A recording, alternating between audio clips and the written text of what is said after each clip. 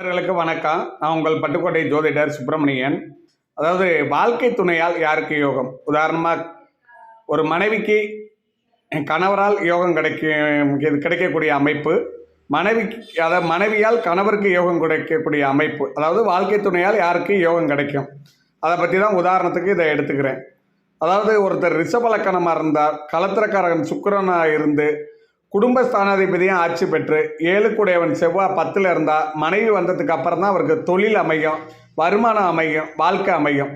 அதே போல் அதே பெண் இதே மாதிரி அமைப்பில் இருந்து ஏழுக்குடையவன் 10ல் இருந்தால், கணவர் வீட்டுக்கு போனதுக்கு அப்புறம் தான் அந்த பெண்ணுடைய வாழ்க்கை யோக வாழ்க்கையாக மகாராணி மாதிரி கணவரை வச்சு பொன் பொருள் நகையோட ஆடம்பரமாக வாழக்கூடிய அமைப்பு இருக்கும். அதே மாதிரி ஏழுக்குடையவன் 10ல் இருந்தால் மட்டும் இல்லை, ஆட்சியாக இருந்தாலும், ஏழுக்குடையவன் 12ல் ஆட்சியாக இருந்தாலும், தனாதிபதி ஆட்சி பெற்றிருந்தாலும் இந்த அமைப்பு உண்டாகும். இந்த அமைப்பை வச்சு ஒரு பெண் ஒரு வீட்டில் கால் வச்சா அந்த குடும்பத்தோட நிலையே மாறும்பாங்க. அதே மாதிரி ஒரு ஆண் ஒரு வீட்டில் பொண்ணு எடுத்தோம்னா அந்த பொண்ணெடுத்த மாமனார் வீடு ஓகோன்னு இருக்கும்பாங்க. என் மருமகன் வந்த நேரம் நல்லா இருக்கும்பாங்க, மருமகள் வந்த நேரம் நல்லா இருக்கும்பாங்க.